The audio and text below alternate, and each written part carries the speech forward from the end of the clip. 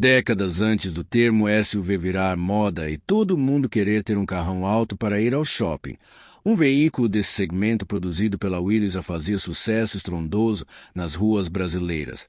E se você também é dessa turma que adora conhecer as histórias dos clássicos nacionais que marcaram época, então já se inscreve no canal agora porque vamos contar a trajetória completa da Rural. Considerado o primeiro SUV do país e um dos automóveis mais emblemáticos vendidos por aqui.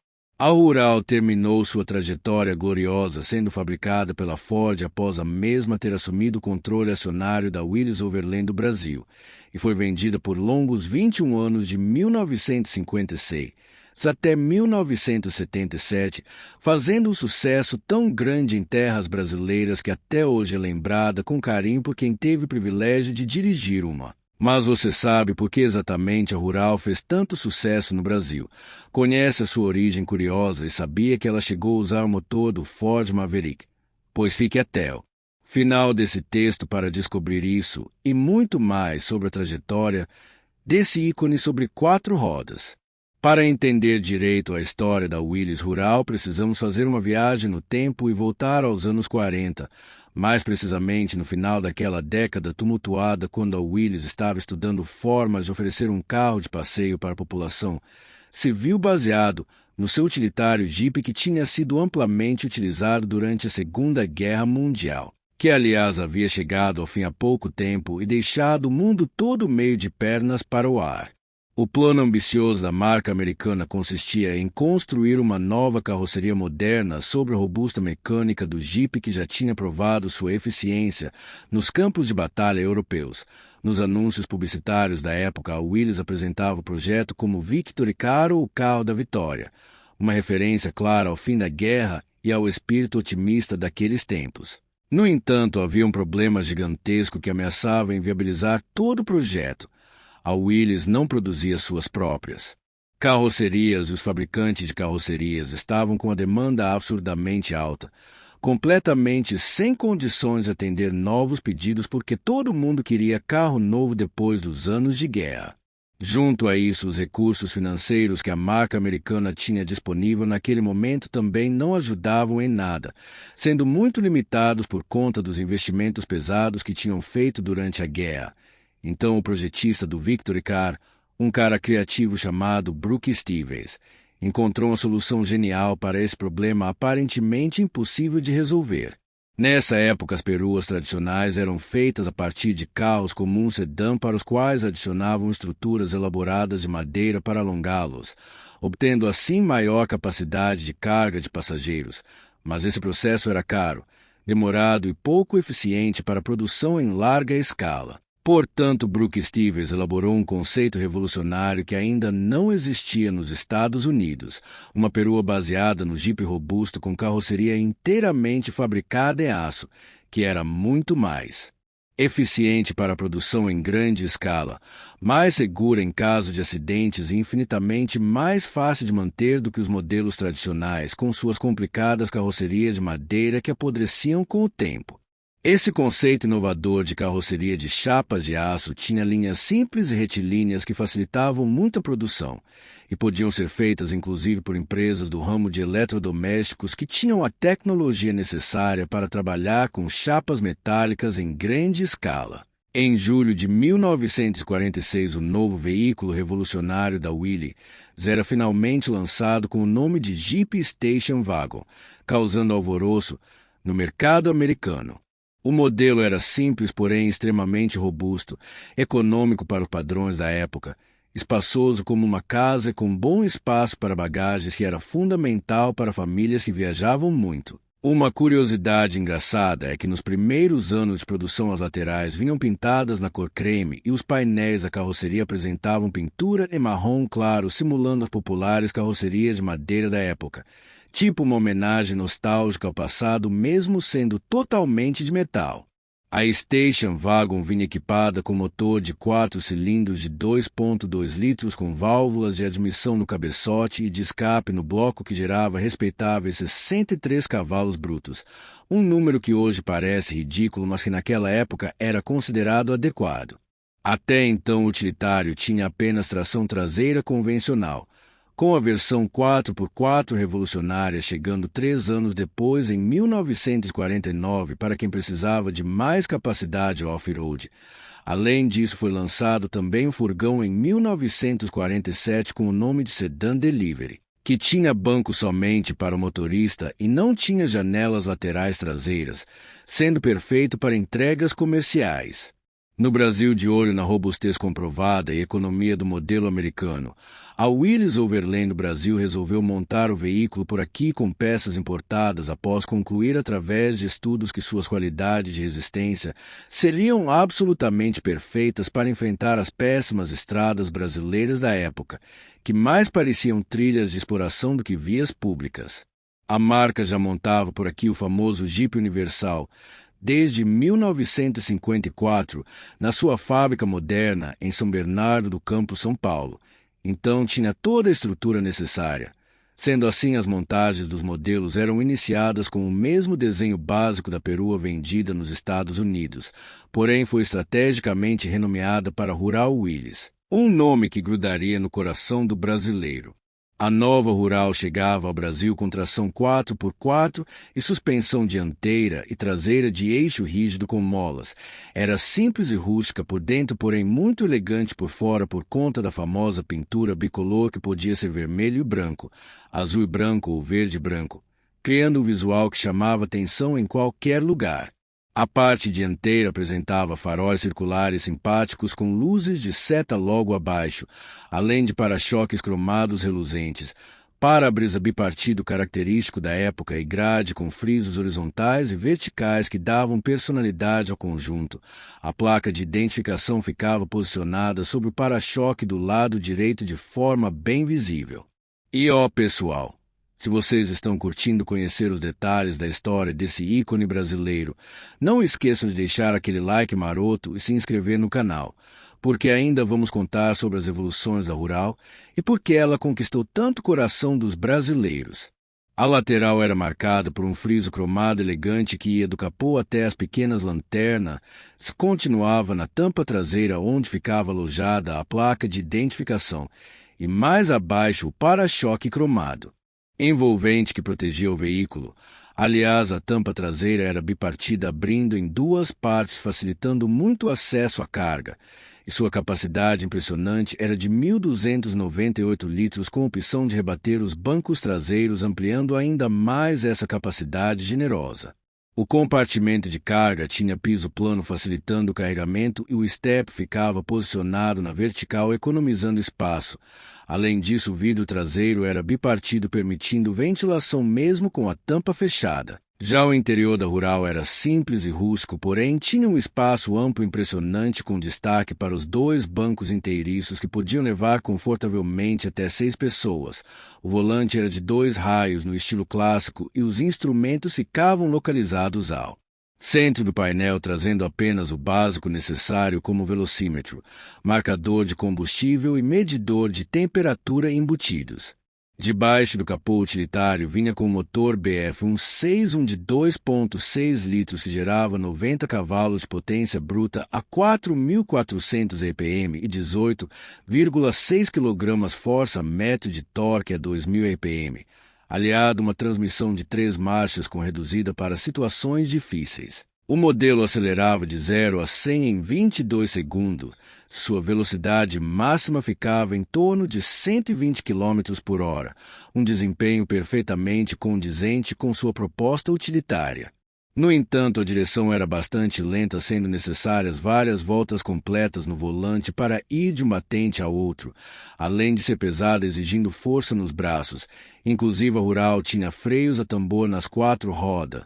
Seu consumo médio era de 7 km por litro, números que hoje parecem absurdos, mas que naquela época eram considerados aceitáveis. 3 anos depois, em 1959, aconteceu algo histórico. O motor BF 161 foi nacionalizado, passando a ser fabricado em Taubaté, São Paulo, sendo nada mais, nada menos que o primeiro motor movido a gasolina produzido no Brasil, um marco fundamental para a indústria automobilística nacional. Devido a esse fato importantíssimo, o índice de nacionalização do utilitário se aproximava a impressionantes 98%. praticamente um carro totalmente brasileiro. Já em 1960, o Rural recebia uma nova frente mais larga e moderna projetada por Brooke Stevens, o mesmo designer talentoso que criou o Jeep Station Wagon original lá atrás. Entretanto, esse desenho renovado era exclusivo para o mercado brasileiro. Não existia em nenhum outro lugar do mundo. Outras novidades interessantes eram as novas lanternas traseiras, para-brisa e vidro traseiro agora inteiriço sem divisão. O teto do veículo também ficava mais baixo, melhorando a aerodinâmica. Algumas pessoas até brincavam dizendo que o desenho da dianteira lembrava o Palácio da Alvorada quando visto de ponta cabeça. Uma comparação engraçada, mas não totalmente sem sentido. No ano seguinte, em 1961, chegava a versão picape da Rural, a Willys Picape Jeep já com a nova frente que o utilitário havia recebido um ano antes. Versátil e competitiva, a nova picape tinha um preço atrativo e concorria diretamente com a Chevrolet 3100 e a Ford 100, levando até 750 quilos na caçamba. Além da versão 4x4, ela também oferecia a versão 4x2, furgão e cabine dupla, entre outras variações. Em 1964, a Willys lançava a Rural 4x2 apenas com tração traseira convencional e alavanca de câmbio na coluna de direção, liberando espaço no assoalho. O veículo também ficava significativamente mais confortável e estável por conta da nova suspensão dianteira independente com molas helicoidais modernas. Uma vez que a Rural passava a ser muito utilizada nas cidades além do campo, nessa época a Rural Willys fazia um sucesso absolutamente estrondoso, sendo um carro muito procurado para diversos fins diferentes, desde o trabalho pesado em terrenos acidentados e composição de frotas de empresa, até o uso familiar tranquilo com a nova versão 4x2. Um dos principais motivos do sucesso retumbante da Rural no Brasil era a excelente relação entre robustez e conforto, além de ser econômica para os padrões da época, potente o suficiente, ter freios eficientes e proporcionar uma boa visibilidade ao motorista, sem contar que o modelo praticamente não tinha concorrentes diretos no mercado nacional. O utilitário que mais se aproximava era a Volkswagen Kombi, que também tinha uma proposta voltada para o transporte de cargas, bagagens e passageiros.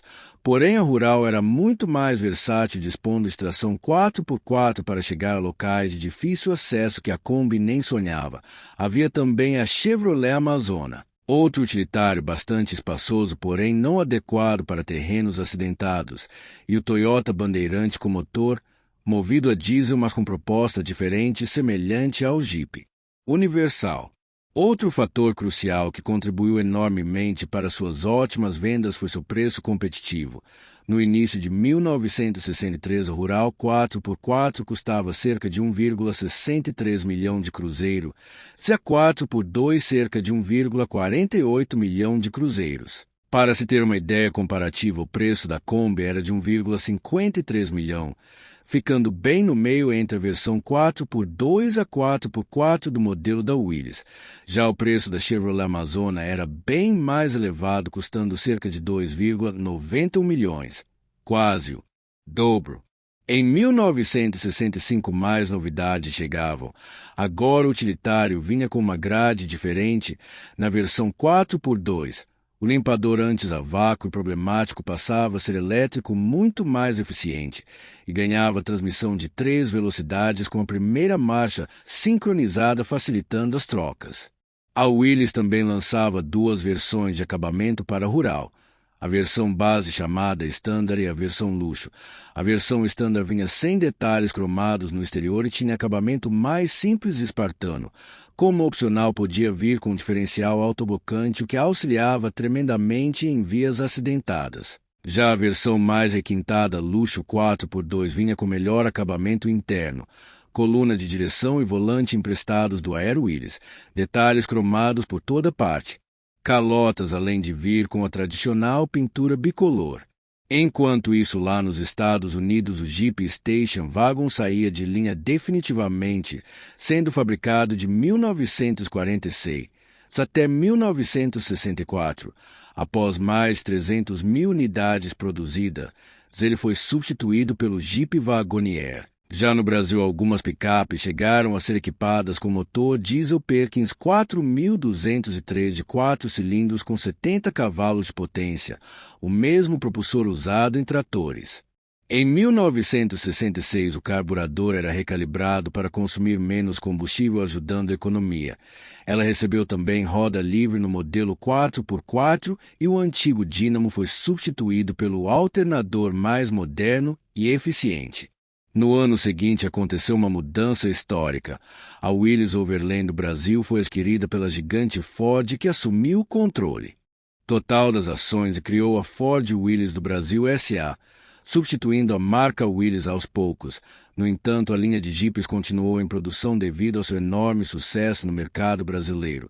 Já os modelos Aero Willys e Itamaraty saíram de linha pouco tempo depois. Inclusive, a Ford herdou um projeto interessante que estava sendo desenvolvido pela Willys em parceria com a Renault, sendo finalizado e lançado posteriormente pela Ford com o nome de Corcel.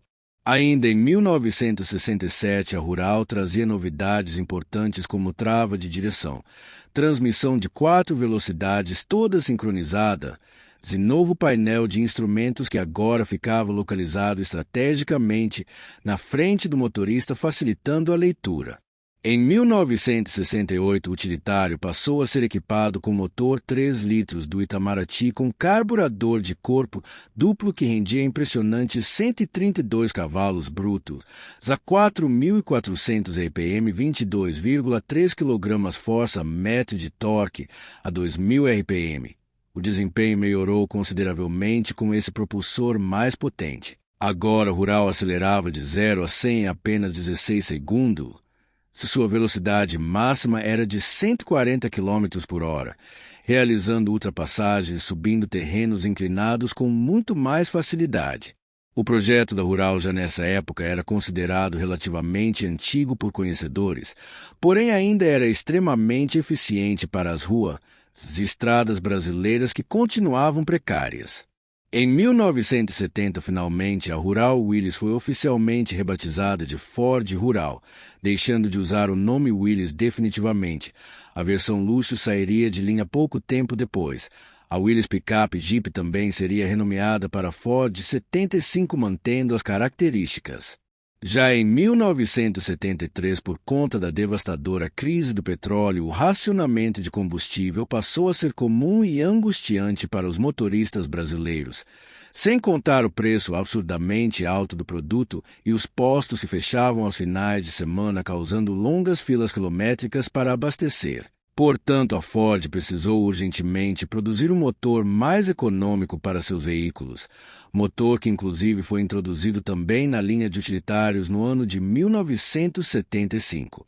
Era um 4 cilindros de 2,3 litros com 91 cavalos a 5.000 RPM e 17 kgfm de torque a 3.000 RPM, o mesmo que equipava o Ford Maverick, porém com algumas alterações importantes, como, por exemplo, o carburador que era de corpo simples na Rural e de corpo duplo no Maverick. Mesmo com menos potência nominal, o desempenho geral da Rural melhorou e ficava mais econômico em relação ao antigo propulsor Gastão. No entanto, o consumo ainda era relativamente alto, fazendo em média 7,5 km por litro. Além disso, o utilitário ganhava uma transmissão mais moderna.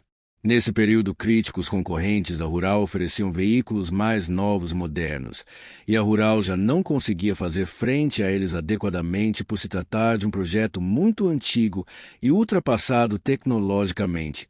Portanto, 1977 seria tristemente o último ano de produção da Ford Rural no Brasil. Em 1977, a produção da querida Ford Rural é finalmente encerrada no Brasil após impressionantes 21 anos sendo vendida por aqui e mais de 182 mil unidades fabricadas ao longo de sua trajetória vitoriosa. A Ford E75 e o Jeep continuaram sendo produzidos por mais 5 anos até 1982. Um fato curioso e pouco conhecido é que ela foi vendida também em outros países com diferentes nomes. Na Argentina, ela foi produzida pela Indústrias Kaiser Argentina com o nome de Estanciera e pela Mitsubishi no Japão, onde ficou conhecida como J37.